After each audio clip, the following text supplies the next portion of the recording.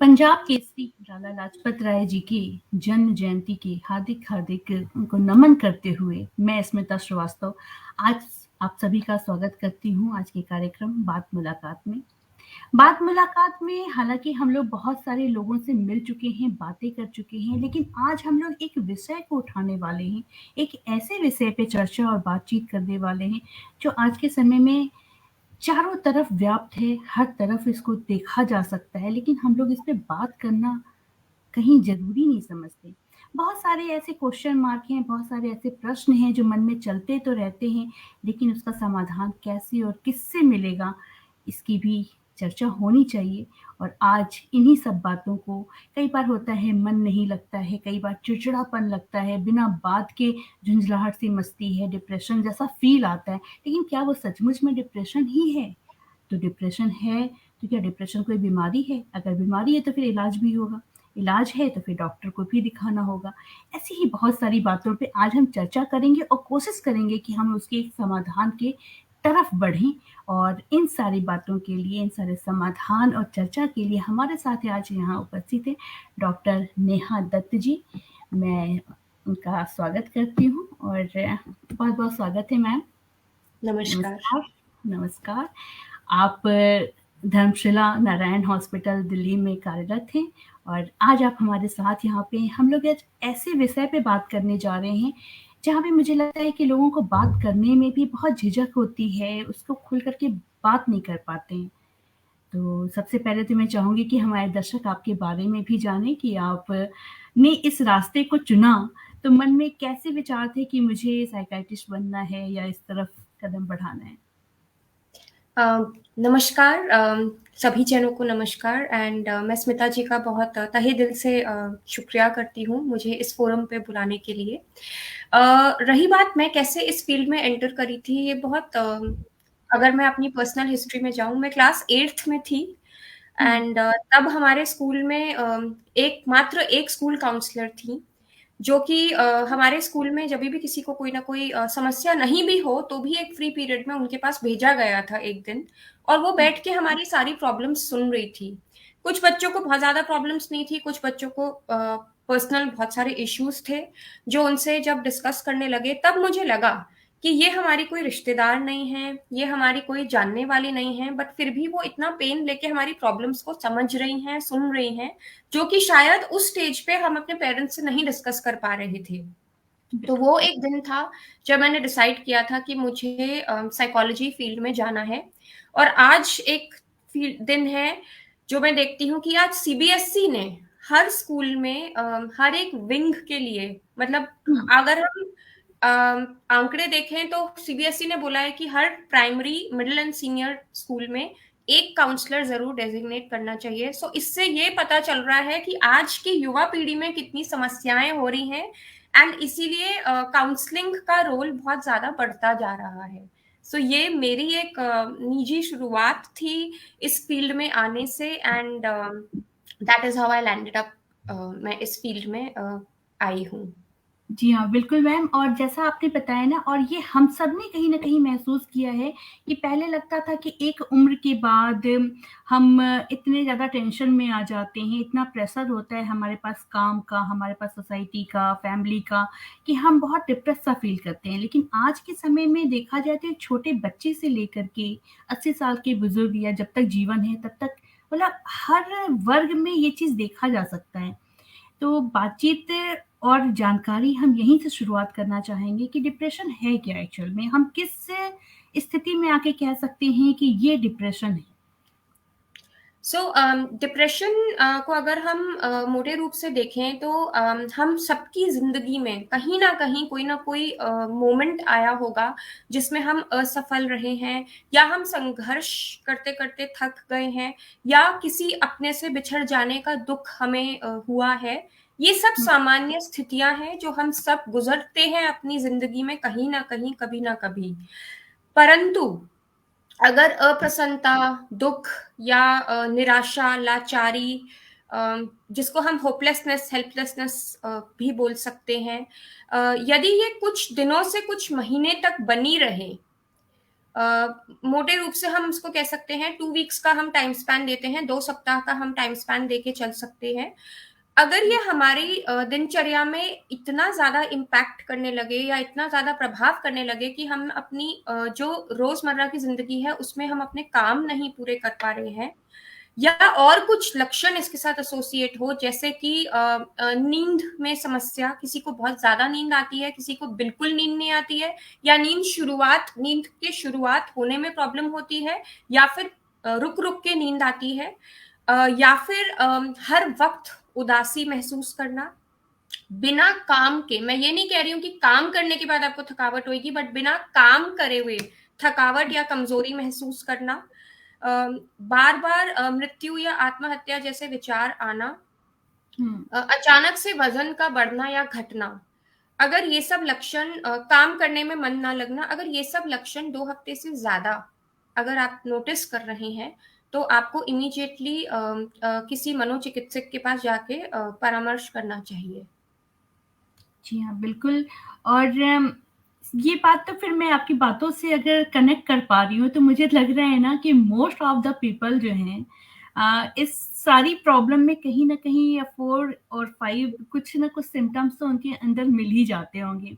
तो क्या ये कहना गलत नहीं होगा, या ज़्यादा आप कनेक्ट कर पाएँगे कि आज के समय में हर कोई कभी न कभी इस फ़ेज़ से गुज़रता ज़रूर है। तो कितनी बिल्कुल। सच्चाई है इसमें? बिल्कुल, आप जो कह रही हैं, आज मैंने तभी स्टार्टिंग में ही बोला था कि जैसे कि अगर असफलता या संघर्ष हो गया, या किसी के आपकी लाइफ में किसी के जाने से कोई दुःख आपको है, पर उससे आप उभरने की क्षमता भी रख सकते हैं। जो इंसान अगर मैं डिप्रेशन की बात करूँ, अगर मैं इसके कॉज़ेज़ में जाऊँ, तो हुँ, बहुत सारे कॉजेज़ हो सकते हैं डिप्रेशन के, तो वो कंट्रीब्यूटरी फैक्टर है। अगर मैं उसके ऊपर थोड़ा-सा आपको इनसाइट आपकी जनरेट कर पाऊँ, जैसे कि फैमिली हिस्ट्री। अगर किसी की फैमिली में डिप्रेशन है, अगर मेरे माता या पिता को ये डिप्रेशन की बीमारी थी, तो मैं ये नहीं कह रही हूँ कि ज़रूरी है कि बच्चों में भी वो होगा, पर आप ये बोल सकते हैं कि उसमें क्षमता या वल्नरेबिलिटी ज़्यादा हो जाएगी कि वो डिप्रेशन को प्रोन हो।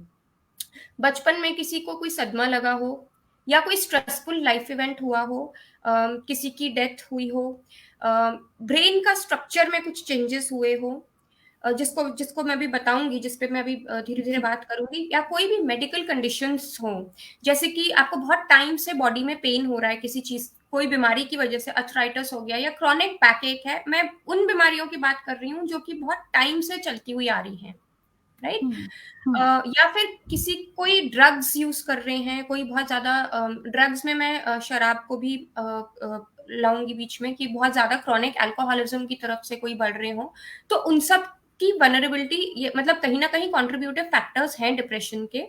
दूसरी चीज, हमारे ब्रेन में एक कोई केमिकल सब्सटेंसेस होते हैं जिसको हम न्यूरो कहते हैं, राइट? न्यूरोट्रांसमीटर्स जो होते हैं, वो ब्रेन के जो अलग अलग पार्ट्स होते हैं या एरियाज होते हैं, वो एक दूसरे को कम्युनिकेट करने के लिए हेल्प करते हैं, कम्युनिकेशन बनाए रखने में। जैसे आप और मैं अभी इस मीडियम पे कम्युनिकेट कर रहे हैं इंटरनेट के माध्यम से, राइट? सो जी, जी। ब्रेन के ये जो न्यूरोट्रांसमीटर्स हैं, ये एक दूसरे को हेल्प करते हैं कम्युनिकेट करने में। अब जब ये न्यूरोट्रांसमीटर्स का सप्लाई ठीक से नहीं पहुंचता है, अ, कमी होने लगती है कुछ कुछ केमिकल्स की, जैसे कि डोपामाइन या सेरोटोनिन जिसको हम कहते हैं, ये मूड रेगुलेटिंग हार्मोन्स होते हैं, ट्रांसमिटर्स होते हैं। अगर इनकी क्षमता कम होने लग जाती है, तो भी केमिकल इम्बैलेंस होता है, जिसकी वजह से डिप्रेशन कॉज क्रिएट करता है। हुँ, सो अभी मैं जी मैम। हुँ, जी, जी, नहीं बताइए आप। तो अगर हम मोटे रूप से देखें, तो सिर्फ बोलने से डिप्रेशन नहीं, मतलब हमारी ऑब्वियसली थिंकिंग पैटर्न्स में डिफरेंस होएगा, हमारे बिहेवियर में डिफरेंस होएगा, अ, हम जो बोल बोल रहे हैं उसमें डिफरेंस होने लगेगा, हमारे काम करने के वे में डिफरेंसेस दिखेंगे। सो बहुत सारे फैक्टर्स को देखते हुए हम डायग्नोसिस कर सकते हैं कि ये डिप्रेशन है। और ये मैं एक सबसे रिक्वेस्ट करूंगी कि अपना सेल्फ, ये मीडियम जो है ये एक सेल्फ डायग्नोसिस फोरम नहीं है, ये आपकी इंसाइट जनरेट करने के लिए है। तो प्लीज मेरे को काफी मैसेजेस कुछ कुछ पॉपअप हो रहे हैं, जी जी तो आप जी प्लीज जी। चिंता ना करें। ये सबको मैं हम्म बोलूंगी कि आप प्लीज एसोसिएट ना करें कि मुझे को डिप्रेशन डायग्नोसिस ना करिए, बट हाँ आप ओपीडी में जरूर आइए and we can talk more about it in detail. ये मीडियम जो है ये सिर्फ एक ये इंसाइट जनरेट अवेयरनेस। करने के लिए जी है। जी जी बिल्कुल।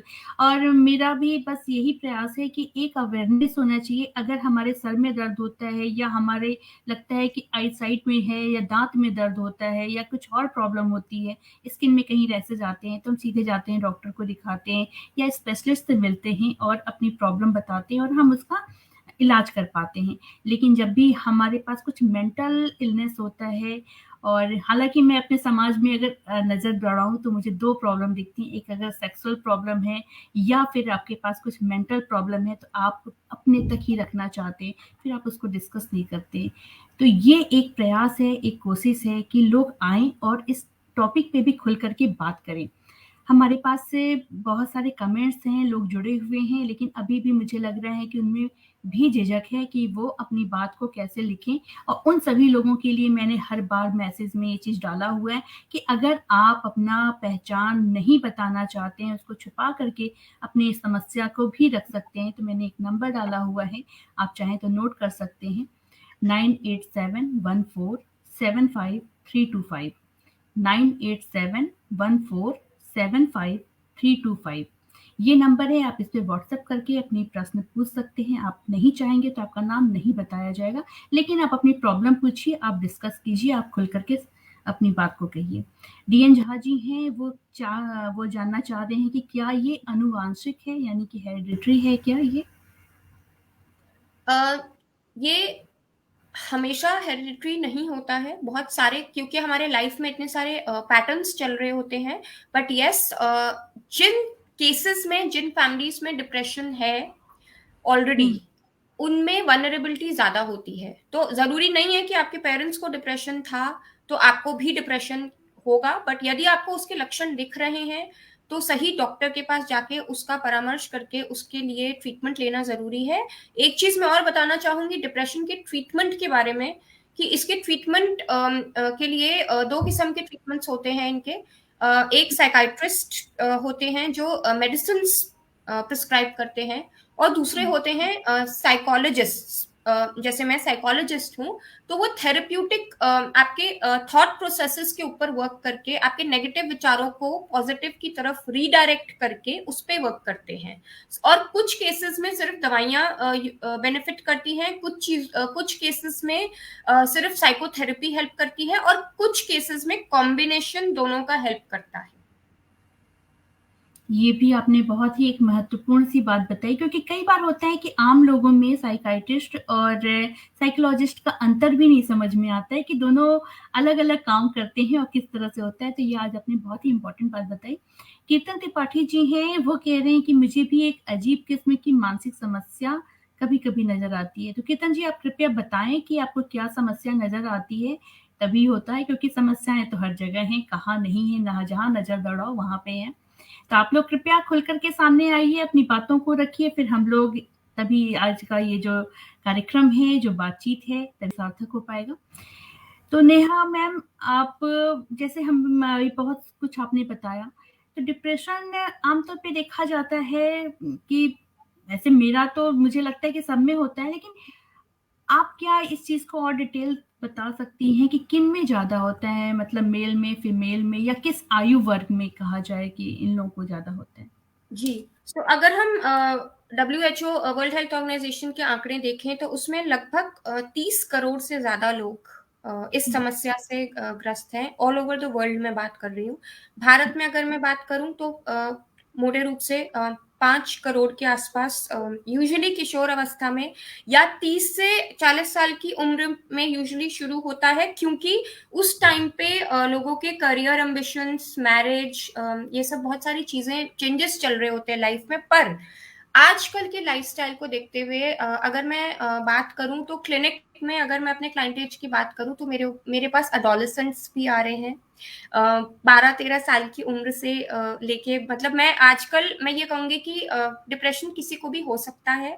इसकी कोई एज लिमिट नहीं है, मतलब मैं इसको दायरे में नहीं रख सकती एक, बट हुँ, मतलब आजकल देखते हुए लाइफ़स्टाइल जब हम सब अपने-अपने घरों में बंद हैं, हमने कभी सोचा नहीं था कि हम ओपीडीज़ भी अपनी इस छोटे से स्क्रीन के थ्रू चला सकते हैं, पर आजकल वो दिन आ गए हैं कि हमें वो भी जी। करना पड़ रहा है।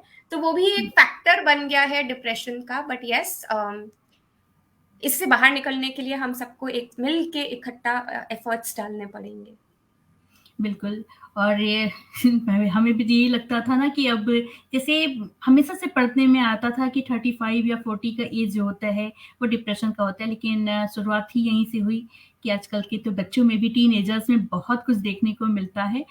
तो एक और है, एक रेखा रानी शर्मा जी हैं, कह रही हैं बहुत अच्छी जानकारी है, और भी मेरे पास व्हाट्सएप पे भी कुछ-कुछ मैसेजेज़ आ रहे हैं कि बहुत अच्छा टॉपिक को आपने चुना है, लेकिन अभी तक भी कोई प्रश्न नहीं आया है। डीएन झा जी हैं, वो कह रहे हैं एक पल में खुशी, दूसरे ही पल गुस्सा, क्या ये डिप्रेशन है? कृपया बताएँ, वो जानना चाह रहे डिप्रेशन के जो अगर मैं किस्म टाइप्स ऑफ डिप्रेशन की बात करूं, तो जो टाइप्स ऑफ डिप्रेशन है उसमें हम बाइपोलर डिप्रेशन जैसे आप बता रहे हो कि उसमें दो पोल्स होते हैं। बाइपोलर में दो पोल्स होते हैं, एक पोल होता है मेनिया और एक पोल होता है डिप्रेशन। मेनिया जो होता है उसमें बहुत ज्यादा खुशी महसूस करने लग जाता है पेशेंट, और जो डिप्रेशन है उसमें बहुत ज्यादा लो फील करने लग जाता है। अगर आप ये कह रहे हैं कि आप एक पल खुशी और एक पल गुस्सा आ रहा है, सबसे पहली चीज है आपको आइडेंटिफाई करना पड़ेगा कि ऐसा हो क्यों रहा है। ठीक है, आपकी फ्रीक्वेंसी कितनी हो रही है, कोई कारण है, ऐसा तो नहीं आपके एनवायरनमेंट में कोई ट्रिगरिंग फैक्टर है जिसकी कुछ ऐसी सिचुएशन है जिसकी वजह से ये क्रिएट हो रहा है। अगर सिचुएशन की वजह से हो रहा है और वो सिचुएशन आपने हैंडल कर ली, उसके बाद आप नॉर्मलाइज हो जाते हैं, तो मैं ये नहीं कहूंगी कि ये डिप्रेशन है, बट यदि ये बिना किसी कारण के हो रहा है, राइट, तो और ये बार बार हो रहा है, कितनी बार हो रहा है वो आपको चेक करना पड़ेगा।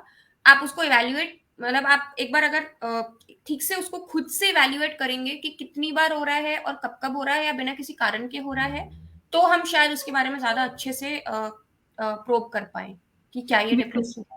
तो डीएन झा जी, अगर आप हमें सुन पा रहे हैं, तो कृपया आप इसको थोड़ा-सा और एलैबोरेट करके थोड़ा और डिटेल में बताइएगा, तो हम इस बात पे ज़्यादा बात कर पाएँगे। सीमा श्रीवास्तव जी हैं, वो कह रही हैं 1 मिनट, इनके 2 मैसेजेज़ हैं कि मेरा बेटा मुझसे बहुत प्यार करता है, लेकिन आजकल मुझसे हमेशा गुस्से में बात करता है। मैं समझ नहीं पा रही हूँ, क्या करूँ? और कह रही हैं कि कई बार समझने के बाद भी ठीक नहीं हो रहा, क्या ऐसा उम्र है कुछ। बेटे की? बेटे की उम्र क्या होगी सीमा जी, आप एक बार बता दीजिए, तो अभी उनका आ जाएगा। और भी बहुत सारे ऐसे हम लोग अभी लेते हैं इनके भी प्रश्न को।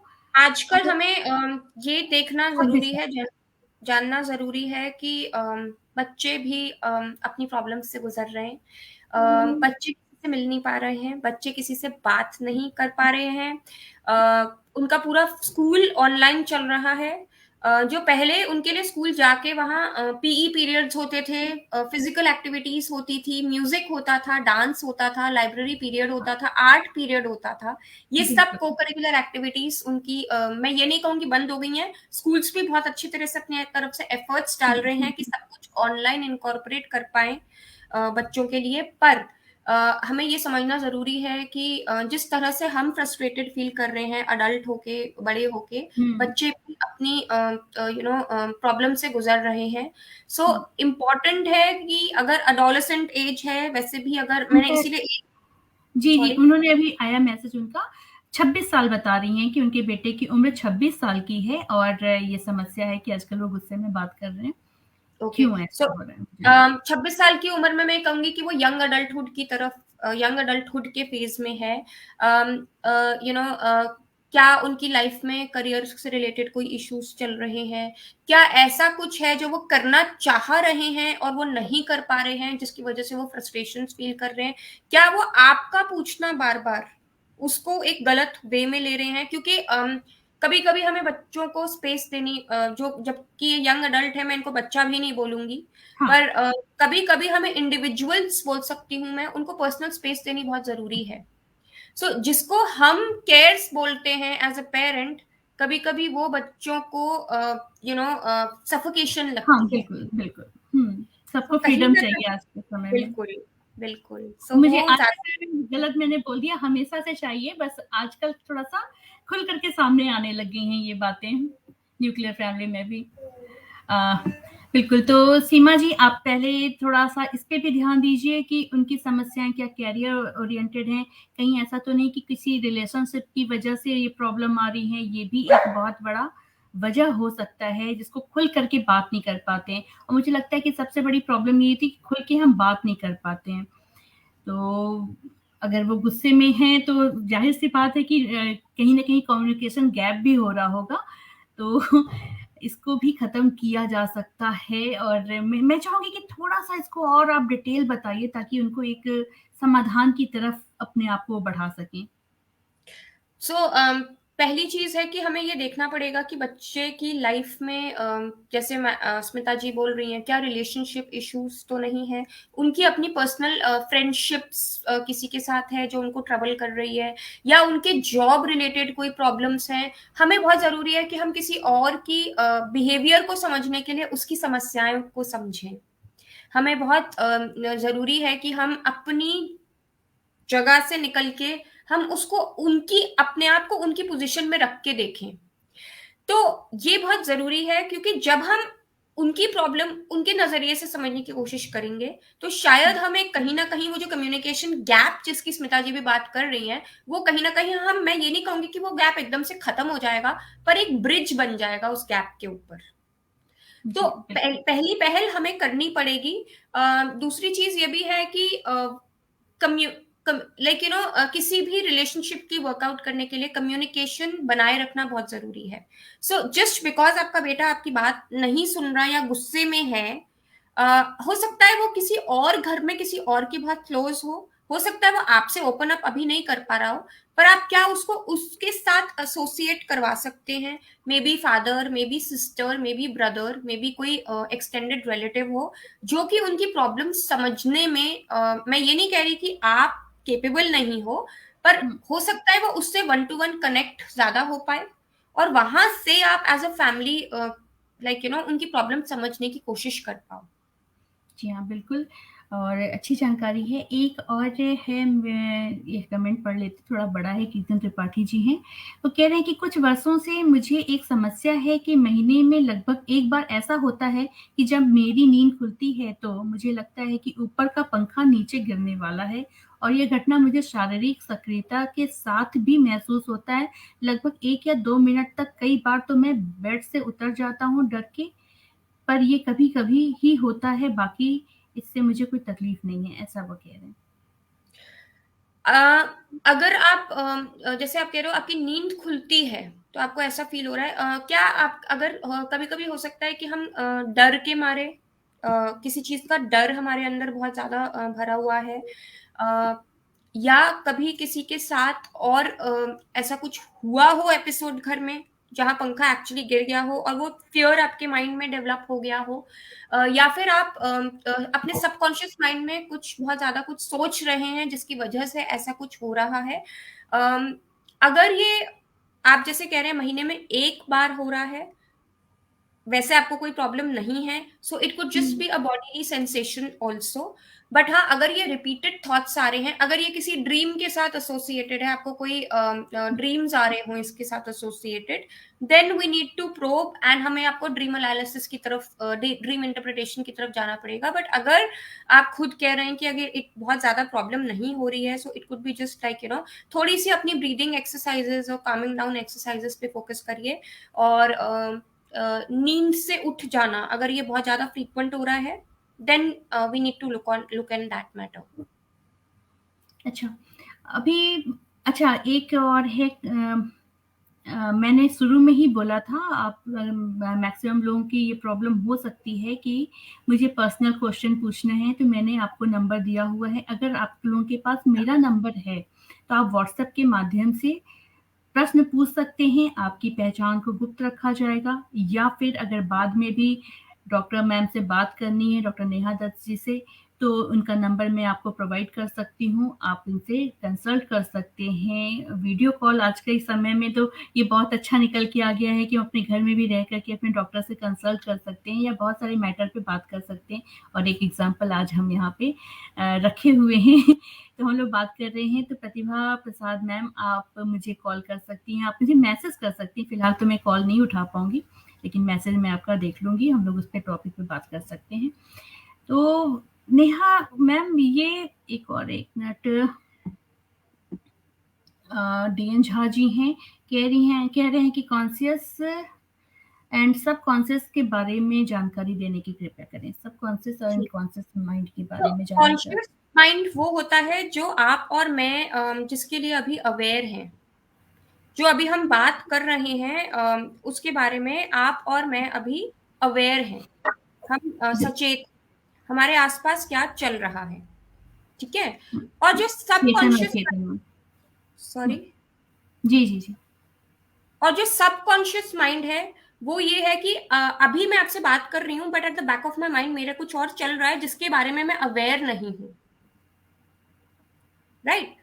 अब वो जो माइंड है वो यूजुअली अभी हम उसके बारे में अवेयर नहीं है, बट वो कहीं ना कहीं प्रॉब्लम्स और थॉट्स जो हैं वो अंदर ही अंदर चल रहा है, राइट। सो कम चेतन माइंड, सबकॉन्शियस माइंड जिसको बोलते हैं, और वो जो माइंड है वो बहुत सारी चीजें जो बैक ऑफ द माइंड, जिसके बारे में अभी मैं आपसे बात नहीं कर रही हूँ, ऑलरेडी कुछ ना कुछ चल रहा है, जैसे कि बैकग्राउंड म्यूजिक कहीं ना कहीं कुछ ना कुछ चल रहा है but I am not aware of it, you are not aware of it, that is subconscious mind.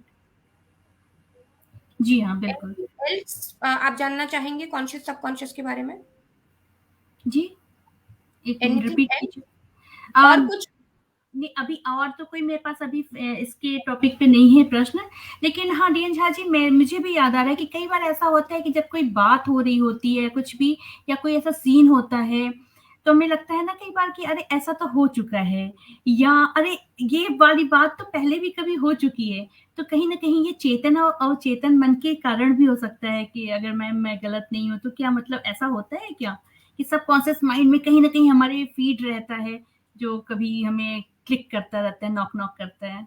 हाँ, क्योंकि सबकॉन्शियस माइंड जो है वो एक माइंड का एक पार्ट है, वो एग्जिस्ट तो करता है हम्म। पर हम उसके लिए अवेयर नहीं है इस टाइम पे। तो वो एग्जिस्ट कर रहा है पर आप और मैं जी। अभी अवेयर नहीं है, तो वही चेतन और अवचेतन माइंड जो आप बात कर रहे हो, समथिंग जो आप और मैं अवेयर हैं, और कुछ वो सब वो कॉन्शियस माइंड होता है, और जो चीज हम जिसके बारे में अवेयर नहीं है वो सबकॉन्शियस माइंड होता है। जी हाँ, बिल्कुल। अच्छा, एक बात मैं भी जानना चाहूंगी कि ये तो है, बहुत सारे कॉजेज हो सकते हैं, लेकिन परिवार कितना जिम्मेदार हो सकता है कि किसी के डिप्रेशन को या किसी के इरिटेशन को या कोई प्रॉब्लम को देख करके इग्नोर करना कितना सहायक और कितना कारक हो सकता है? मतलब वो भी एक वजह बन सकता है क्या? हमने स्टार्टिंग में बहुत अच्छा आपने एक पॉइंट रेज किया था कि आजकल अगर हमारे को कोई भी मानसिक इश्यूज होते हैं तो हम बहुत इजीली हम डॉक्टर्स को नहीं अप्रोच कर पाते हैं। ऐसा इसलिए होता है क्योंकि कहीं ना कहीं हमारे अंदर एक झिझक है इस चीज को, प्रॉब्लम को समझने में। आज मुझे अगर फीवर होगा तो मैं फिजिशियन के पास जाऊंगी, कोई मुझसे फिजिशियन का नंबर मांगेगा तो मैं बहुत आराम से अपने फिजिशियन का नंबर दे देती हूँ। मैं अगर मैं अपने किसी और डॉक्टर की बात करूं, डेंटिस्ट हो गए या कोई भी डॉक्टर हो गया, मुझे किसी भी, with due respect to all the medical fraternity, मैं किसी के अगेंस्ट नहीं हूँ, I respect all medical fraternity, but ऐसा बहुत कम पाया जाता है कि मैं बहुत प्राइड के साथ या मैं बहुत फक्र के साथ ये शेयर करूं कि मैं XYZ साइकोलॉजिस्ट के पास जा रही हूँ। क्यों? क्योंकि मुझे इश्यूज हैं और मैं अपने आप को, जरूरी नहीं है कि आप एक साइकोलॉजिस्ट के पास या साइकाइट्रिस्ट के पास अगर कोई प्रॉब्लम हो आप तो ही जाओ, आप एक बेटर ह्यूमन बीइंग बनने के लिए भी जा सकते हो। दूसरी चीज ये है कि आपने ये बोला कि परिवार का क्या रोल है। सबसे पहला रोल, अगर किसी को कोई मानसिक स्थिति से कोई जूझ रहा है तो आप ये मत सोचिए कि वो अपनी आदत के कारण ऐसा कर रहा है, या कोई कुकअप कर रहा है अपने सिम्टम्स को, पहली चीज है उसके लक्षण को समझना बहुत जरूरी है, राइट।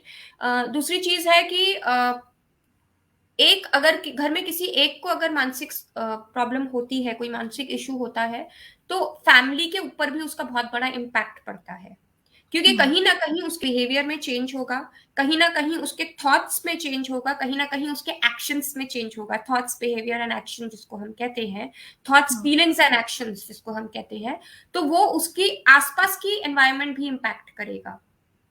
तो ये बहुत जरूरी है कि हम एज अ फैमिली उसको सपोर्ट करें। जरूरत पड़ेगी तो हमें उसको थेरेपी के लिए असिस्ट भी करना पड़ेगा साइकोलॉजिस्ट के साथ और साइकाइट्रिस्ट के पास। यूजुअली जब हम पेशेंट जाता है तो एक इन्फॉर्मेंट साथ में जाता है। इन्फॉर्मेंट से मेरा मतलब हुआ घर का कोई सदस्य जो आपके साथ जाता है और आपकी प्रॉब्लम के बारे में थोड़ा अच्छे से विस्तार से डॉक्टर को बता पाए। पर जरूरी नहीं है कि आपके थेरेपी सेशंस में वो अंदर बैठे, क्लाइंट और डॉक्टर के बीच में वो इन्फॉर्मेंट बैठे। पर अगर डॉक्टर को कुछ भी इंफॉर्मेशन क्रॉस चेक करनी हो या कुछ हो तो वो जरूरी होता है एज एन एथिकल गाइडलाइन। तो परिवार का बहुत बड़ा रोल है एक मेंटल इलनेस को ट्रीट कराने में और करने में, क्योंकि हमें ये याद रखना है कि हमारा माइंड जो है वो हमारा जो ब्रेन है, जो हमारा माइंड है, वो हमारी बॉडी का ही पार्ट है। हमारी बॉडी से अलग नहीं है। Mental health is as important as physical health. बिल्कुल। और डीएन झा जी का एक और प्रश्न है, सपने आने के क्या कारण हैं? जिसके बारे में नहीं सोचते हैं वो भी सपने में आता है, ऐसा क्यों? कृपया बताएं। सपने अभी अगेन अगेन मैं सबकॉन्शियस माइंड की बात करूं अगर, तो कहीं ना कहीं सबकॉन्शियस माइंड में लाइक ड्रीम्स जो हैं एक इलेक्ट्रिकल इम्पल्स की तरह मैं ले सकती हूँ, राइट। जो रैंडम इमेजेस जो होती हैं, रैंडम चित्र जो चल रहे हों या सिचुएशंस जो चल रही हों, वो सपनों के फॉर्म में आती हैं। तो बेसिकली कभी कभी अगर मैं बात करूं तो जो ड्रीम्स होते हैं वो ये जो इमेजेस होती हैं ये इसके प्रति आते हैं। अगर कुछ कुछ चीजें होती हैं, जैसे कई लोग हैं उनको एक ही सपना बार बार आ रहा है, जैसे कि फेल होने का सपना आ रहा है, बच्चों के एग्जाम्स आसपास आ रहे हैं, बार बार उनको एक फेलियर का सपना आ रहा है। मैं आपके लिए नहीं कह रही, मैं एग्जाम्पल ले रही हूँ, एक उदाहरण के तौर पे बोल रही हूँ कि बार बार उनको अगर फेल होने का सपना आ रहा है तो ये सबकॉन्शियस माइंड में उनका एक डर है कि मैं शायद एग्जाम में फेल हो जाऊं, या मेरी एग्जाम की प्रिपरेशन ठीक नहीं, या पेपर ही आउट ऑफ सिलेबस आ गया। तो वो बार बार सबकॉन्शियस माइंड उनको एक पैनिक बटन क्रिएट करता है और ये उनको बार बार सपने में दिख रहा है। तो सपने आना कुछ गलत नहीं है, बट हाँ अगर डिस्टर्बिंग सपने आ रहे हैं तो वो जरूरी है। बिल्कुल। प्रश्न अब आ रहे हैं हमारे पास भी और कई तरह के आ रहे हैं। अभय त्रिपाठी जी हैं, वो जानना चाहते हैं कि कभी-कभी ऐसा होता है कि किसी विषय पर सोचते हुए हम चेतना शून्य हो जाते हैं, क्या कारण है? चेतना शून्य से इलैबोरेट इनका क्या मतलब हुआ एग्जैक्टली exactly? कई बार ऐसे ब्लैंक हो जाते हैं, सोचते-सोचते या एक्शन करते-करते कहीं एकदम ब्लैंक हो जाते हैं, मतलब समझ नहीं आता है। आपको ये देखना पड़ेगा कि ये किस मोमेंट में हो रहा है। जब आप बहुत ज्यादा एकदम फटीग्ड हैं, बहुत टायर्ड हैं, बहुत ज्यादा काम कर रहे हैं और एकदम से आप कुछ सोचते सोचते जैसे कहते हैं ना कि ब्लैंक आउट हो जाते हैं। सो उस समय सबसे अच्छी बात होगी टेक अ 2 मिनट ब्रेक। आप जो भी काम कर रहे हैं उसको साइड में रख दीजिए, ठीक है। डोंट पैनिक, बिलीव कि आपको ध्यान, मतलब जो भी आप ब्लैंक आउट हो गया था वो वापस आ जाएगा।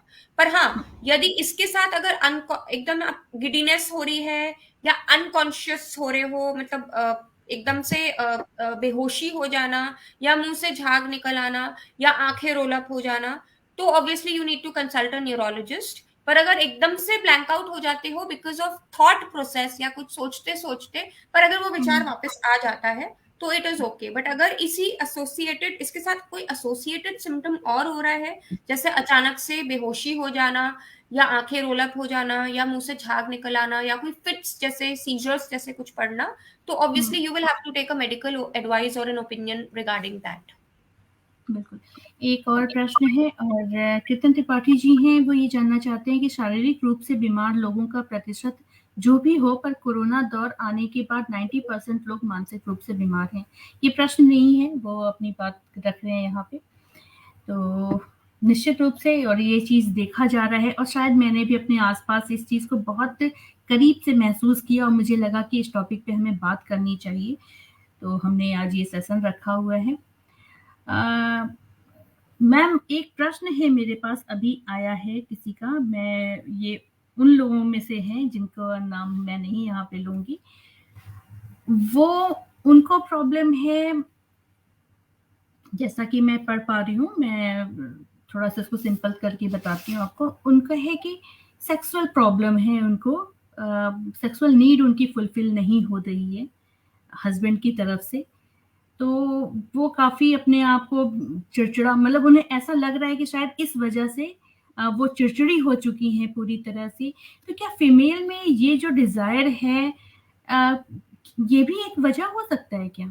ऐसा वो जानना चाह रही हैं। एब्सोल्युटली, और उनकी ये फीलिंग्स बहुत नॉर्मल है, क्योंकि sex is a normal part of our, sex is a biological need. ये नीड सब में है, ऐसा नहीं है कि ये एज अप्रोप्रिएट या age, of course it is age specific, but ये नीड अगर फुलफिल नहीं हो रही है किसी कारणवश, यू नो, हुँ, अब अगर मैं इधर बात करूं, हो सकता है हस्बैंड एंड वाइफ के कुछ कॉन्फ्लिक्ट्स चल रहे हो, तो उस कारण भी चिड़चिड़ापन, depression, because sex is a normal part of a married life, right. अगर एक पति पत्नी सेक्सुअल इंटरकोर्स में नहीं इन्वॉल्व हो पा रहे हैं, सेक्सुअल एक्टिविटी में नहीं इन्वॉल्व हो पा रहे हैं, वी नीड टू प्रोब, बहुत सारे रीजंस हो सकते हैं उसके, राइट। हार्मोन्स का बॉडी पे बहुत इंपॉर्टेंट रोल होता है, both for men and women. So अगर मैं बात करूं पर्टिकुलरली, आप अगर वुमेन की बात करें हम, तो मेनोपॉज भी एक स्टेज है, मैं इस पॉइंट पे हुँ, उसको भी हुँ, लाना हुँ, चाहूंगी, तो ये क्वेश्चन से थोड़ा सा डेविएट कर रहा है, बट मेनोपॉज में बेसिकली जो ईस्ट्रोजन और प्रोजेस्टेरोन हार्मोन्स होते हैं, जो प्रोड्यूस, जो प्रोडक्शन के लिए रिस्पॉन्सिबल है, वो कम होने लगते हैं, परमानेंटली कम होने लगते हैं, और इस लो लेवल की वजह से भी बॉडी में बहुत सारे चेंजेस होते हैं, और डिप्रेशन के सिम्टम्स बढ़ने लगते हैं। बट यस, ये जो केस स्पेसिफिक आपने क्वेश्चन लिया, जिनका नाम हुँ, हुँ। अनोनिमस है, इनको जरूर एक फैमिली और एक couple therapy, sorry not family therapy, एक कपल थेरेपी के लिए अंडरगो करना चाहिए। इनको जानने की जरूरत है कि ऐसा क्यों इनकी लाइफ में ऐसे कॉन्फ्लिक्ट्स या क्लैशेस हो रहे हैं, बिकॉज इसकी वजह कपल से भी। थेरेपी क्या है? आपने अभी कपल थेरेपी एक नाम लिया, तो फिर ये क्या है? इसके बारे में थोड़ा बताएँगे? Couple therapy ma'am, couple therapy हम उसको बोलेंगे, शादीशुदा जिंदगी की वजह से जो भी कपल्स में कॉन्फ्लिक्ट्स हो रहे हैं, इश्यूज जिसकी वजह पे आप, कुछ इश्यूज हैं जो कपल्स आपस में रिजॉल्व नहीं कर पा रहे हैं, जिसकी वजह से उनकी, see, again the point here is, एक हस्बैंड एंड वाइफ सिर्फ आपस में यूनाइटेड नहीं है, उनकी वजह से दो फैमिलीज भी जुड़ती हैं। सो अगर कपल के कॉन्फ्लिक्ट्स की वजह से फैमिली डायनामिक्स जो हैं, फैमिली के बाकी मेंबर्स पे भी इम्पैक्ट पड़ रहा है, और वो इश्यू नहीं रिजॉल्व कर पा रहे हैं, सो बहुत बार ऐसे होता है कि मेल एंड फीमेल दोनों, मतलब हस्बैंड एंड वाइफ दोनों हमारे पास आते हैं, उसको हम कपल थेरेपी कहते हैं। जब पूरी फैमिली थेरेपी के लिए जाती है, बहुत सारे ऐसे पेशेंट्स होते हैं जहाँ फैमिली अग्रीज कि yes we all are going through a tough time and let's all go to a therapist together, तो वो फैमिली थेरेपी होती है, जब फैमिली के सारे मेंबर्स थेरेपी के लिए आते हैं, बट ऑफ कोर्स उसका एक प्रोसीजर और एक प्रोटोकॉल होता है। सो वो of course, but couple therapy is basically where interpersonal conflicts between a husband and wife are resolved, keeping in mind their family conflicts or family issues.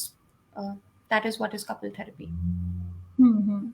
उनका एक और मैसेज आया हुआ है, और काफ़ी मतलब सीरियस सा इश्यू, जैसा कि वो बता रही हैं कि उनके हस्बैंड को शायद मतलब है कि कुछ सेक्सुअल प्रॉब्लम्स भी हैं जिसको वो नहीं डॉक्टर से मिलना चाहते हैं या उस बारे में वो बात नहीं करना चाहते हैं। अब वो परेशान है कि वो मैं क्या करूँ ऐसे में?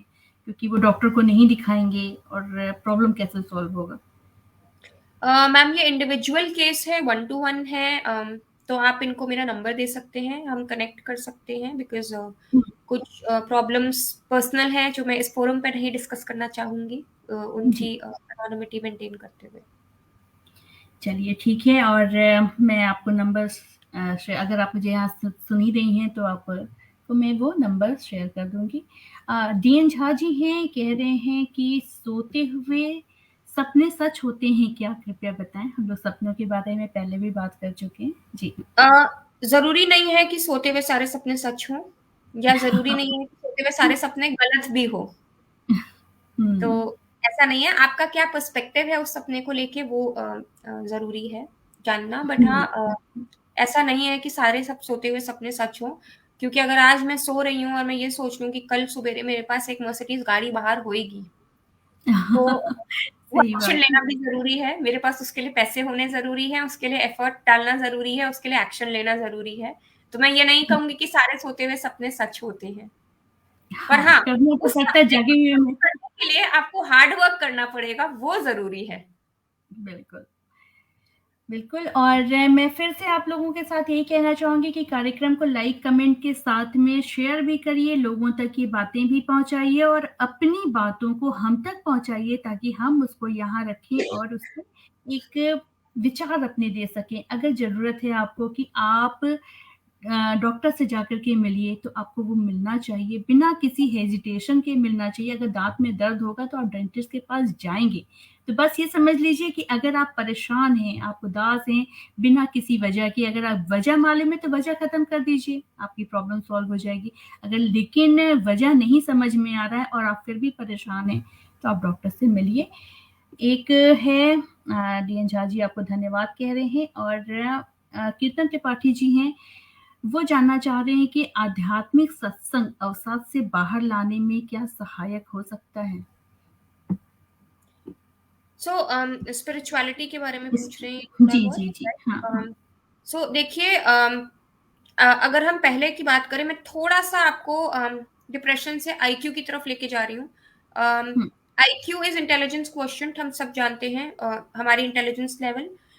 एक नया कॉन्सेप्ट जुड़ गया था आईक्यू के साथ में, ईक्यू, इमोशनल क्वोटिएंट, राइट? हुँ, हम हुँ, कितने इमोशनली स्टेबल हैं, राइट? हुँ, आजकल नई रिसर्च कह रही है कि एक और नया क्वेश्चन जुड़ गया है, एसक्यू, स्पिरिचुअल क्वेश्चन, राइट? सो बहुत अच्छा इन्होंने सुझाव दिया है कि यस, स्पिरिचुअल क्वेश्चन कहीं ना कहीं, बेसिकली कोई भी रिलीजन की मैं बात करूं, कोई भी स्पिरिचुअलिटी की मैं बात करूं, उसका एम होता है आपकी स्पिरिट्स को अपलिफ्ट करना, राइट?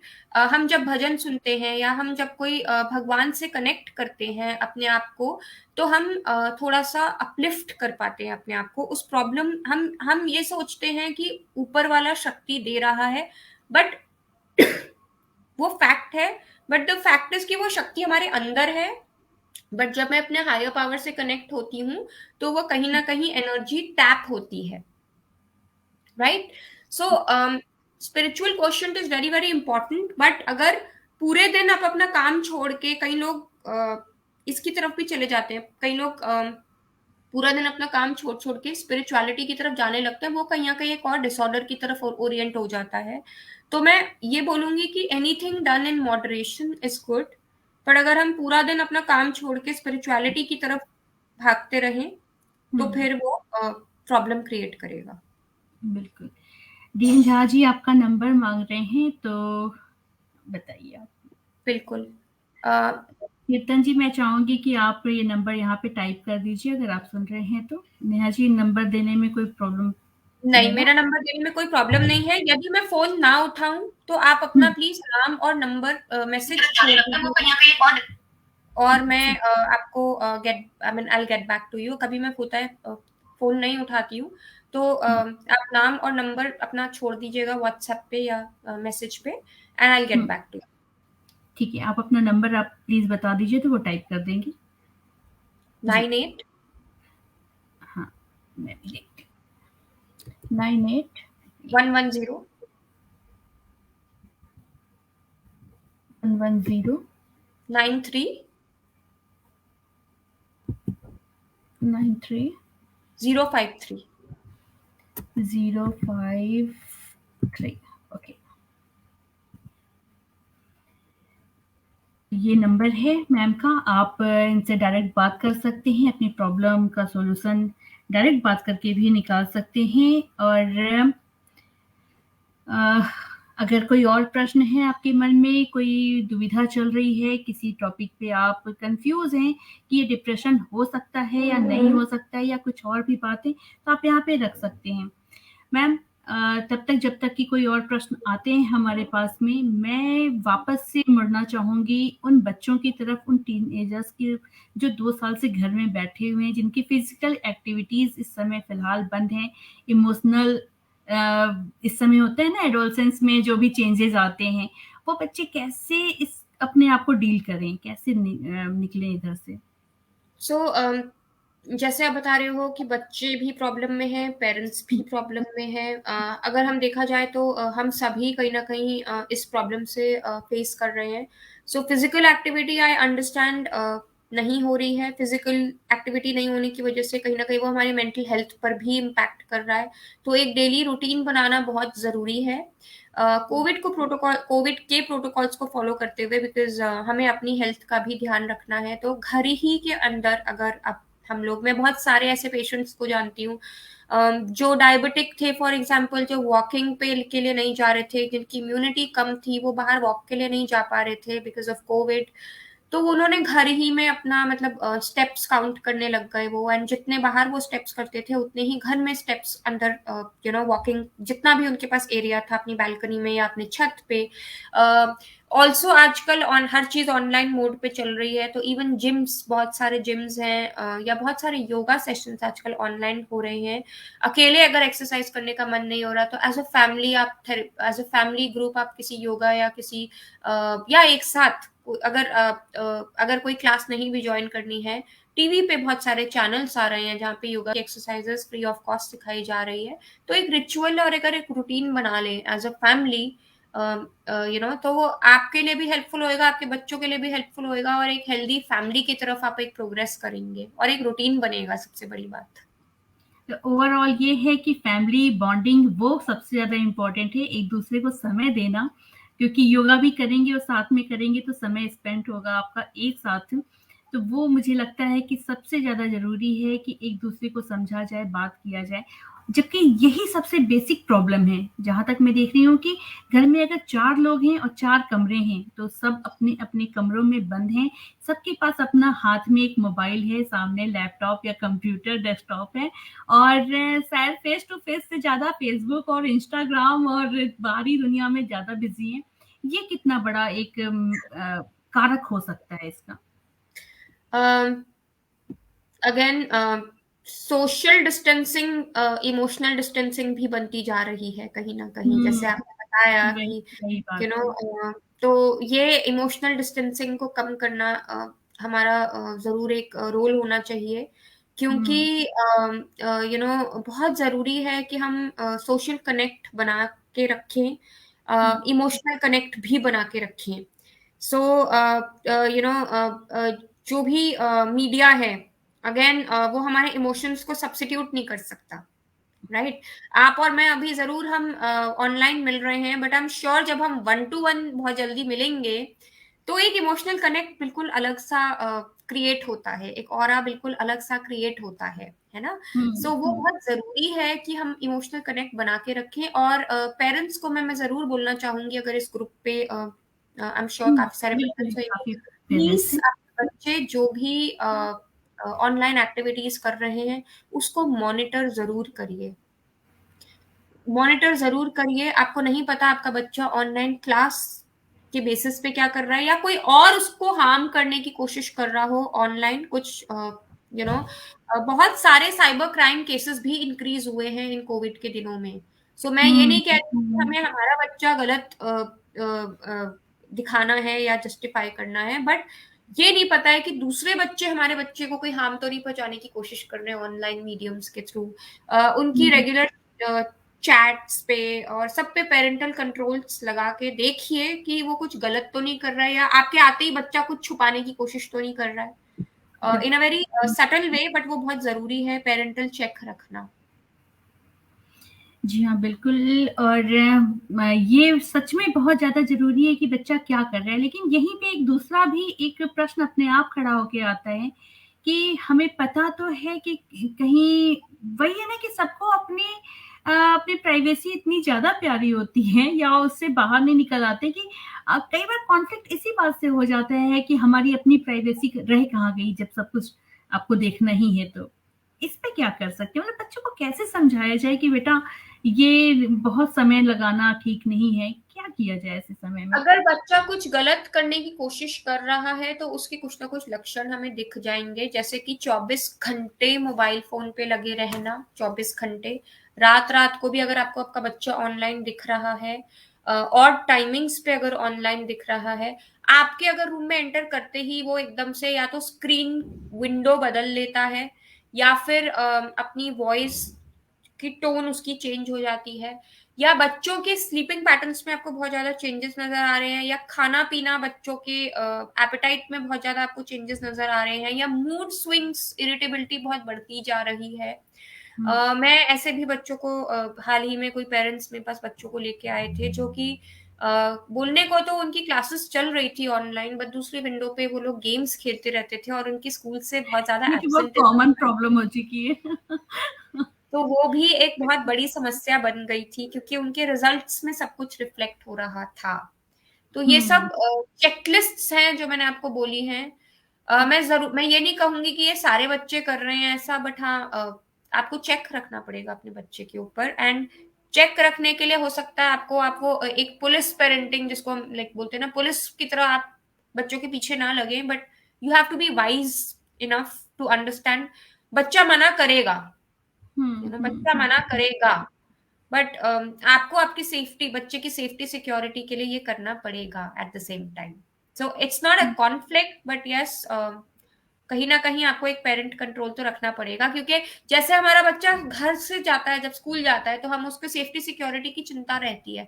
आजकल तो बिल्कुल। हमें सारा मीडियम ही ऑनलाइन है। 24 घंटे में से करीब बच्चा 8 या 9 या 10 घंटे अगर ऑनलाइन है, तो ये एक बहुत बड़ी बात है कि मेरा बच्चा ऑनलाइन कर क्या रहा है। ये हुँ, जानना मेरा हक है, ये जानना मेरा राइट है। बिल्कुल, बिल्कुल सही बात है। और अच्छा लेकिन वो कौन-सा पॉइंट है या कब ऐसा हो कि पेरेंट्स को ये डिसीज़न ले लेना चाहिए कि अब मैं मुझसे नहीं होगा, अब मुझे डॉक्टर से कंसल्ट कर लेना चाहिए कि मैं इसकी बिहेवियर में चेंज पूरे एफर्ट के बाद भी नहीं लेके आ पा रहा हूँ, नहीं लेके आ पा रही हूँ। किस स्टेज पे आना चाहिए डॉक्टर्स के पास? जब एज अ पेरेंट आप फील कर रही हैं कि आप कहीं भी, आपकी कोई भी इंटरवेंशन या कोई भी बिहेवियर मॉडिफिकेशन जिसको हम कहते हैं, वो कहीं भी इम्पैक्ट नहीं ला रही है, या हुँ, कहीं ना हुँ, कहीं आपका बच्चा आपसे दूर होता जा रहा है, आप बच्चे को भी वो ऑप्शन दे सकते हैं कि आप अगर मुझसे नहीं किसी बाहर थेरेपिस्ट से बात करना चाहोगे, क्योंकि आजकल लगभग सारे हुँ, स्कूल्स में काउंसलर्स भी हैं।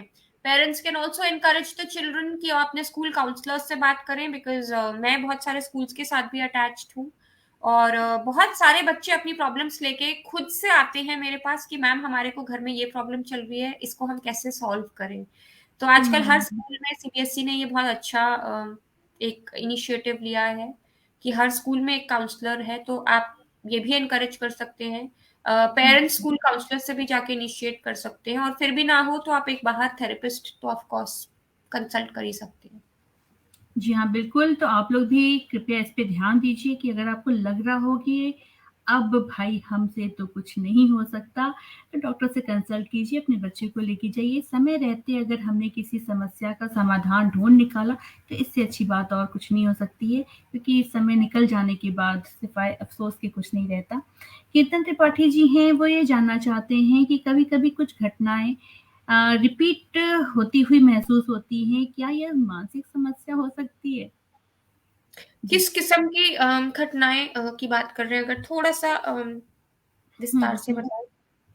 जी, कीर्तन जी और ज़रूर आप बताइए और उनका एक और कमेंट है कि सोशल मीडिया लोगों के मानसिक रूप से बीमार करने में कितना हानिकारक है? अभी हमने इसी टॉपिक पे बात किया। जी, सोशल सोशल मीडिया के बारे में वो जानना चाहते हैं। जी। सोशल मीडिया में अगेन देखिए, मैं ये कहूंगी कि हर चीज जो है, उसके प्रोज एंड कॉन्स होते हैं। Too much of anything is bad for health. ये आपके लिए भी है और ये मेरे लिए भी है, सबके लिए है। तो बट आजकल मैं ये नहीं बोलूंगी, आजकल हम सबका काम ऑनलाइन ही चल रहा है, तो एक हुँ, वर्क लाइफ बैलेंस बनाना बहुत जरूरी है। और सोशल मीडिया पे भी आप अगर कुछ ऐसी चीजें बहुत ज्यादा डिस्टर्बिंग एलिमेंट्स देख रहे हैं, बार बार आपको जो चीज बहुत थका रही है या बहुत ज्यादा तंग कर रही है, तो जैसे ब्लू व्हेल गेम के कारण, यस। सो अगेन, कुछ भी चीज देखिए, addiction, addiction of anything is bad. So कुछ भी करिए, मैं ये नहीं कह रही हूँ कि सारी सोशल नेटवर्क साइट से अपना नाम हटा दीजिए या अपने अकाउंट्स डिलीट कर दीजिए। करिए, सब कुछ हम्म करिए, बट एक लिमिट में करिए।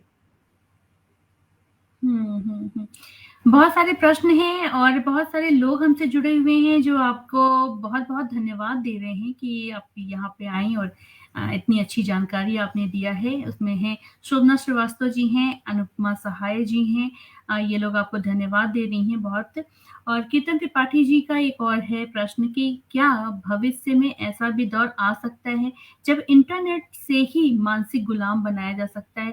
प्रश्न अटपटा है, पर प्रकाश ज़रूर डालिएगा। होने को तो कुछ भी हो सकता है, जी हाँ। एब्सोल्युटली, होने को कुछ भी हो सकता है, हाँ, बट हाँ। अगेन द पॉइंट इज कि हमें अपनी मेंटल हुँ, हेल्थ को ध्यान में रखते हुए, टेक्नोलॉजी की अगर मैं बात करूं तो कोविड के टाइम में टेक्नोलॉजी को बहुत अच्छे से यूज भी किया था और रोबोट्स भी बनाए गए थे, आर्टिफिशियल इंटेलिजेंस को बहुत अच्छे से यूज किया था।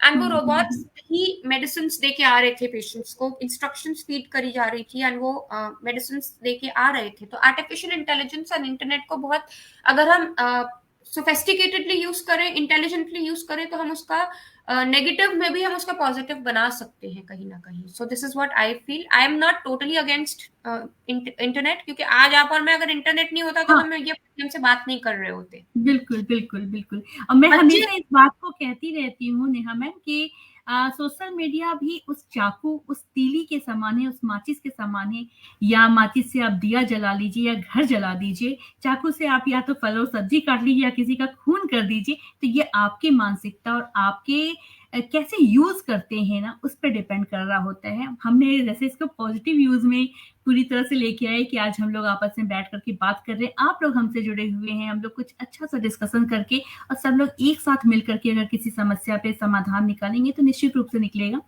एंटरटेनमेंट का भी ज़रिया है हमारा और बहुत सारे अफ़वाह फैलाने का भी ज़रिया है, तो ये आप पे डिपेंड करता है कि आप क्या कर रहे हैं, आपकी मानसिकता पे निर्भर करता है। तो ये अच्छी चीज़ है मेरे हिसाब से।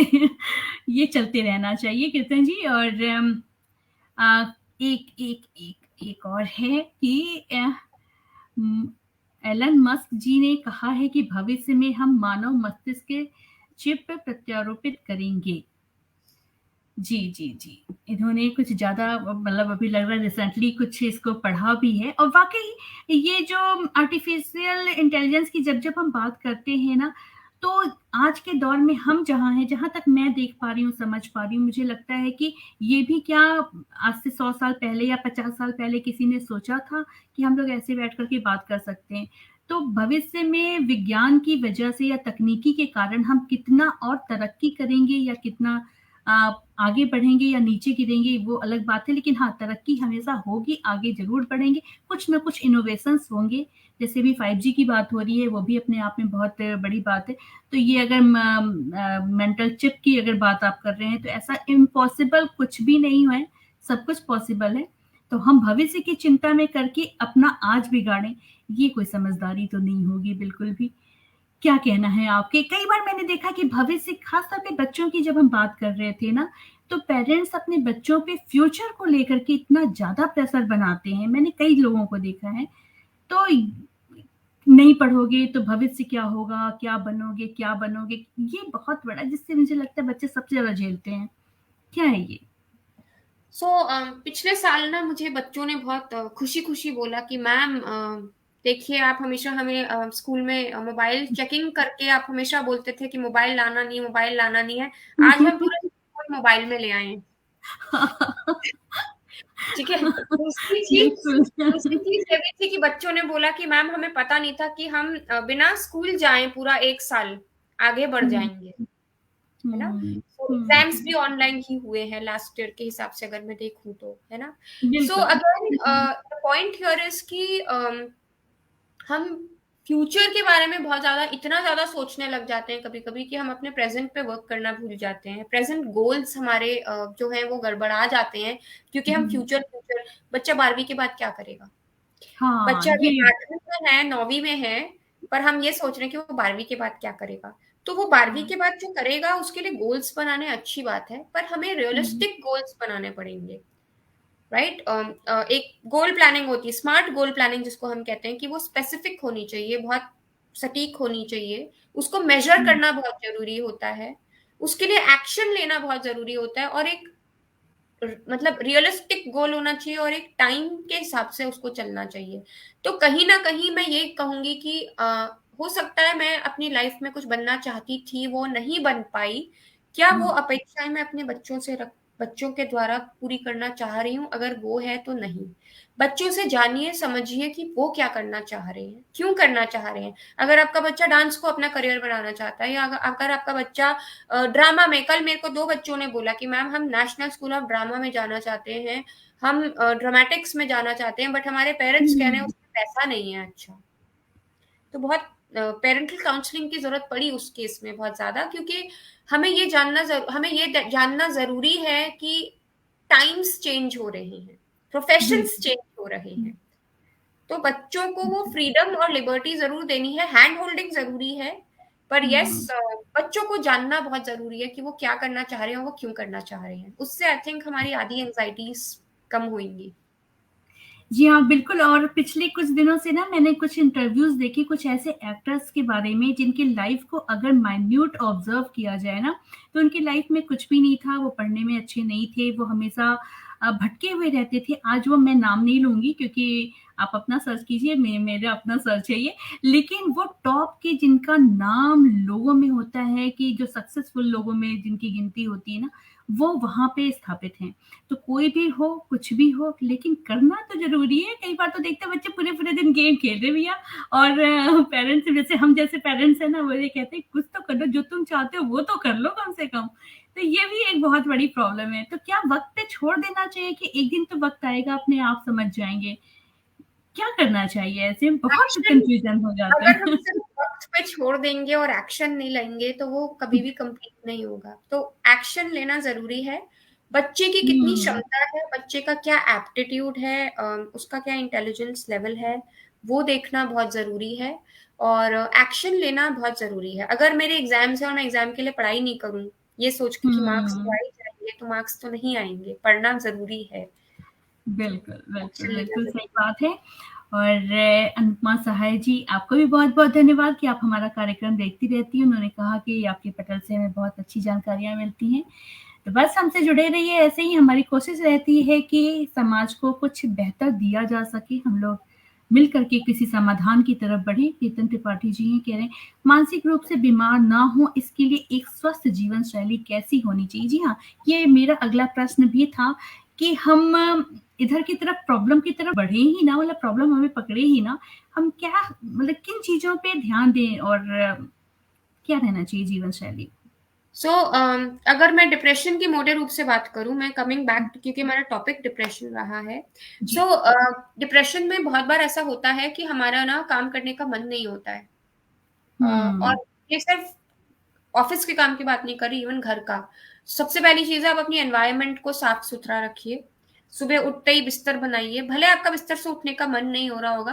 अगर मैं डिप्रेशन डायग्नोस्ड केसेस की बात करूं, तो हम थोड़ा उनको एक्टिविटीज ऑफ डेली लिविंग पे वर्क करने के लिए बोलते हैं, जो आपकी रोजमर्रा की जिंदगी की जो दिनचर्या है उसकी हम्म, बात करूं तो जरूर अपने आप को बेहतर फील कराने के लिए थोड़ा सा नहाइए धोइए, ग्रूम्ड अप रहिए, नेल्स कट करिए। आपको खुद अच्छा लगेगा। हो सकता है आपका मन नहीं हो रहा हो बिस्तर से उठ के कुछ भी काम करने का, बट वो पुश देना, वो अपने आप को धकेलना जरूरी है। वॉक, अच्छा, डिप्रेशन में एक ये भी प्रॉब्लम होती है कि जो चीजें हमें पहले करनी अच्छी लगती थी, अब वो करने का हम्म, मन नहीं होता है। तो थोड़ा थोड़ा पुश करके धीरे धीरे वापस उसी जीवन शैली पे जाने के लिए थोड़ा थोड़ा अपने आप को पुश देना पड़ेगा। जैसे कि पहले मुझे टीवी देखना बहुत अच्छा लगता था, आजकल मुझे टीवी देखना अच्छा नहीं लग रहा है। तो आपको मैं ये बोलूंगी कि आप जरूर टीवी ऑन करिए, भले 2 से 3 मिनट के लिए अपने आप को टीवी से एक्सपोज करिए। 2 से 3 मिनट जबरदस्ती देखिए और फिर बंद कर दीजिए।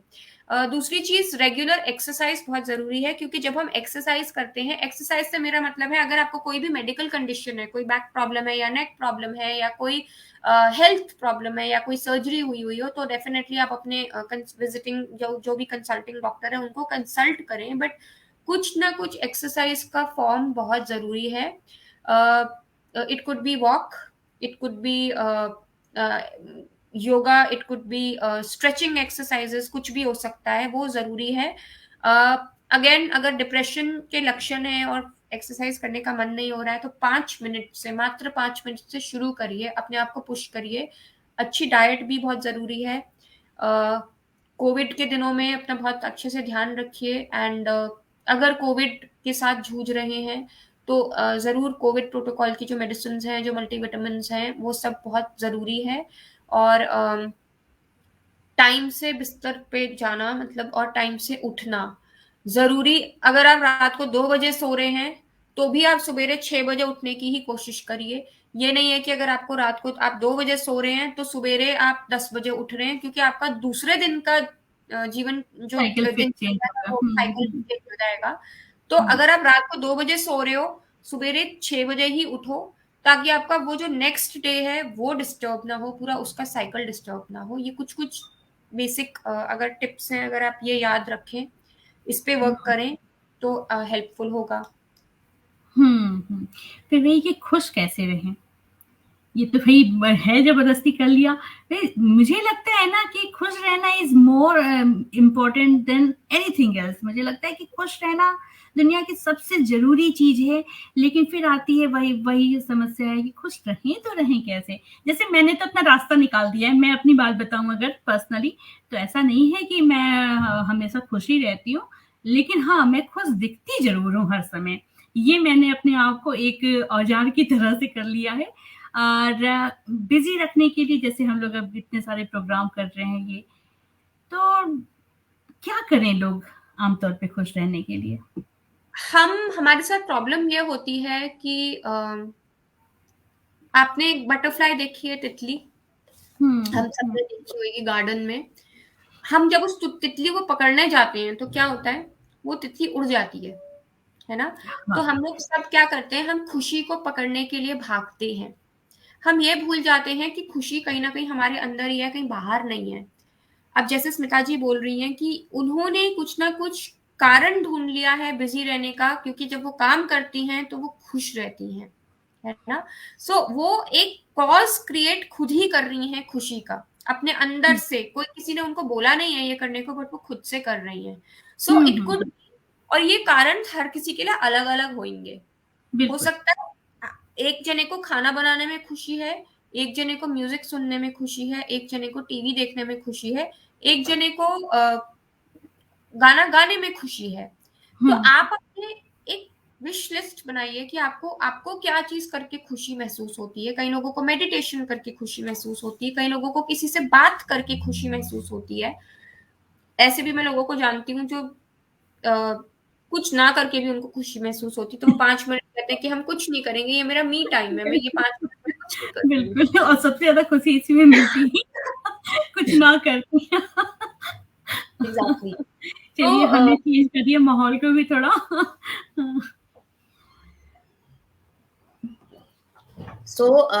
खुशी आपके अंदर है, वो कहीं बाहर नहीं है. बाहर उस नहीं है. सबसे बड़ी बात ये है. और तो दूसरों इसी पे पे डिपेंड तो बिल्कुल भी नहीं है. ये बात मैं बिल्कुल. जरूर ऐड ऑन करना चाहूंगी कि खुशी सिर्फ आपके ऊपर डिपेंड करती है. आप मूवी देख के खुश हो सकते हैं, आप अच्छा सा म्यूजिक सुन करके खुश हो सकते हैं, आप डांस करके खुश हो सकते हैं, बहुत सारे अच्छे, आप बुक्स पढ़ सकते हैं, किसी को यूं ही फोन करके बात करके कि खुश हो सकते हैं. और मोना दुआ जी हैं वो, मोना दुआ जी, आप ना लेट ज्वाइन किया आपने. अब तो हमारा सेशन ये खत्म होने पे आया, हम लोग अब इसको वाइंड अप करने की तरफ बढ़ रहे हैं. तो आप इसको प्लीज पूरा प्रोग्राम शुरू से देखिएगा, तो आपको आपके प्रश्नों का जवाब मिल जाएगा. वो जानना चाह रही थी कि डिप्रेशन क्या है और इसके सिम्टम्स क्या हैं. तो सिम्टम और ये सारी बातें हमने शुरुआत में डिस्कस कर ली है. और बहुत ही अच्छा रहा आज आपके साथ बात करना. हमने बहुत सारे ऐसे भी टॉपिक्स पे बात किया जिस पे करना सच में बहुत ज़्यादा ज़रूरी है. और फिर वही बात आती है घूम के कि बात करना ज़रूरी है। आइए और मिलकर के बात करें। मैं यहाँ अवेलेबल हूँ और मेरे साथ-साथ बहुत सारे ऐसे लोग हैं, कम से कम मैं वो तो एक माध्यम हूँ ना कि 2 हाथ को ऐसे पकड़ा सकती हूँ। तो आइए अपनी बातों को रखिए, हम लोग यहाँ मिल कर के अगर समाधान ढूँढेंगे तो समाधान मिलेगा, समस्या की तरफ जाएँगे तो समस्याओं की तो कहीं कोई कमी नहीं है। तो आज आपके साथ हमने समाधान ढूँढने का एक प्रयास किया और अभी भी प्रश्न आए जा रहे हैं, कह रहे हैं कि कभी भी इमोशनल ना होना भी क्या मानसिक समस्या है? सॉरी, कभी? कह रहे हैं कि कभी भी इमोशनल ना होना भी क्या मानसिक समस्या है? बिल्कुल भी नहीं। हो सकता है उनकी पर्सनैलिटी ट्रेट हो जिसमें वो इमोशनली वो सेंसिटिव नहीं हो सकता है एक पर्सनैलिटी ट्रेट हो किसी का। तो I don't think it is very problematic situation कि अगर किसी को इमोशंस या लो नहीं फील कर रहे हैं तो वो ठीक है, दैट्स ओके। और नहीं लो नहीं उनका है जैसे इमोशंस तो किसी भी चीज में हो सकती है ना। मैं किसी के दुख के देख देख करके अगर आप दुखी नहीं हो रहे हैं, ऐसा कुछ जानना चाह रहे हैं कीर्तन जी, तो आप प्लीज इसको क्योंकि अब समय हो चुका है, हम इसको 1 घंटा 10 मिनट हो चुके हैं, तो आप प्लीज इसको थोड़ा सा और क्लियर कर दीजिए तो हम लोग फिर बात करते हुए फिर इसको खत्म करेंगे। यहाँ पे डीएन झा जी कह रहे हैं कि ऐसे कार्यक्रम बीच बीच में हो और कीर्तन जी की ही कुछ पंक्तियां हैं अच्छी सी प्यारी सी। वो कह रहे हैं कि बुरे दौर को भी चलिए हम लाचार करते हैं, मुश्किलों पर मुस्कुराहटों से प्रहार करते हैं। यहाँ बहुत ही खूबसूरत सी आपकी ये पंक्तियां, और यही है कि समस्याएं तो आएंगी, निश्चित रूप से आएंगी। कभी जीवन में ऐसा हो ही नहीं सकता कि आप किस एक प्रॉब्लम से निकलेंगे दूसरे में फंस जाएंगे। लेकिन हाँ, वक्त है कट जाएगा, जैसे अच्छे वाले नहीं रहे बुरे वाले भी नहीं रहेंगे, इस बात को कभी भी मत भूलिए। और सॉल्यूशन सिर्फ और सिर्फ और सिर्फ आपके पास है। हम सिर्फ एक जरिया हो सकते हैं कि मिल करके डिस्कस करेंगे तो हम उसकी रास्ता निकाल सकते हैं। लेकिन आप अंदर, और जहाँ तक आपने मेडिटेशन की बात की, तो मैं उसको भी अपने पर्सनल एक्सपीरियंस से बता सकती हूँ कि हाँ, आप मेडिटेशन को अपने डेली रूटीन में शुमार कीजिए। उससे खूबसूरत और उससे प्यारी चीज़ कुछ भी नहीं है। आपको बहुत स्ट्रेंथ मिलेगा। तो नेहा जी, आज आपके साथ बात करके रियली बहुत अच्छा लगा, और अंदर से जिस खुशी की बात हम लोग कर रहे थे वो अंदर का खुद ही जागृत हुआ, लेकिन आप उसकी एक रास्ता बनी, एक जरिया बनी, और मुझे सच में आपके साथ बात करके बहुत अच्छा लगा। सभी लोग आपको धन्यवाद दे रहे हैं, बहुत बहुत शुक्रिया कह रहे हैं आपको। और मैं चाहूंगी कि आप लोगों को अगर लगे कि बात करनी चाहिए तो मैम का नंबर यहाँ पे शेयर है, आप लोग भी बात कीजिए, आगे बढ़िए, खुल के बात कीजिए ना, कोई दिक्कत नहीं होती किसी भी चीज में। लोग क्या कहेंगे ये भी हम ही सोचेंगे तो लोग क्या कहेंगे, उनको जो सोचना है सोचने दीजिए, इसकी चिंता तो बिल्कुल भी मत कीजिए। तो thank you so much doctor Neha Dutt ji, आपके साथ बात करते रहेंगे हम लोग। फिर मुझे लगता है कि फिर ऐसे ही किसी दिन हम लोग बैठेंगे और फिर किसी नए टॉपिक पे हम लोग बात करेंगे। बहुत बहुत धन्यवाद, बहुत बहुत थैंक शुक्रिया। यू सो मच, आपने मुझे इनवाइट किया and thank you so much हर एक ने मुझे इतनी पेशेंटली सुना। बीते हुए कल की याद में और आने वाली कल की चिंता में अपना आज कभी बर्बाद मत करिए। Thank you so ah, much. बहुत खूबसूरत सी बातें। और थैंक यू सो मच। सब लोग अपना अपना बहुत अच्छे से ख्याल रखिए, दूसरों का भी अपनों का भी ख्याल रखिए, और फिर बहुत जल्दी मिलते हैं। नमस्कार, जय हिंद, जय भारत। तो कल का कार्यक्रम हमारा मत देखना भूलिएगा, एक बेहतरीन कलाकार से मिलाऊंगी और आप लोग मुझे थैंक यू बोलेंगे उसके लिए भी, आज के कार्यक्रम के लिए, जैसे बहुत सारे लोगों ने मुझे थैंक यू बोला है और कल भी आप मुझे बोलेंगे। तो फिर मिलते हैं, नमस्कार।